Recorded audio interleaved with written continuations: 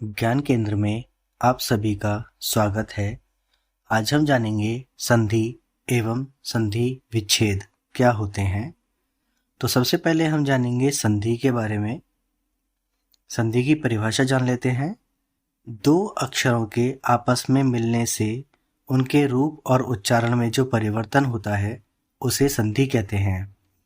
इस परिभाषा में हमें बताया गया है कि दो अक्षर अगर उनको आपस में मिलाया जाता है तो उनके रूप और उच्चारण में जो परिवर्तन होते हैं उसे संधि कहते हैं।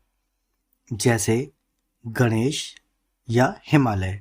अब इसमें क्या है कि जो गणेश है वो दो शब्दों से मिलकर बना है, गण प्लस ईश।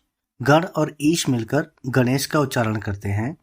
इसी प्रकार हिमालय, हिम प्लस आलय मिलकर भी एक हिमालय जो शब्द है उसका उच्चारण करते हैं। अब हम जानेंगे संधि विच्छेद के बारे में। संधि विच्छेद किसे कहते हैं? संधि विच्छेद जिन अक्षरों के बीच संधि हुई है यदि उन्हें संधि से पहले वाले रूप में अलग अलग करके रखा जाए तो उसे संधि विच्छेद कहा जाएगा। इसमें कहा गया है कि जो जिन शब्दों की पहले से संधि हो चुकी है यदि हम उनकी संधि को अलग करेंगे, संधि को विच्छेद करेंगे। विच्छेद का अर्थ होता है अलग करना। अलग करेंगे तो वो अपने पहले वाले रूप में पहुंच जाएंगे और उसका उच्चारण उसी प्रकार से होगा और इसे संधि विच्छेद कहा जाएगा।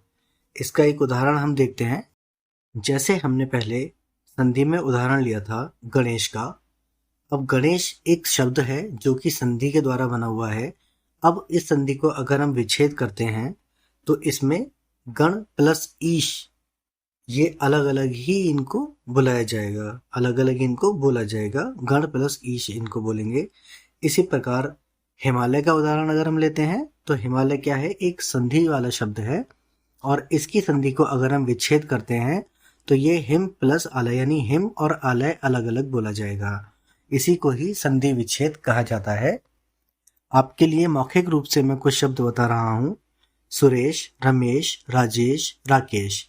आप इन शब्दों का संधि विच्छेद कीजिएगा और देखिएगा कि आपको ये अच्छे से समझ में आए होंगे और आपको आगे कभी संधि विच्छेद में कोई समस्या नहीं होगी।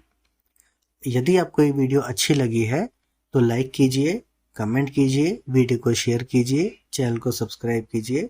आप सभी का धन्यवाद।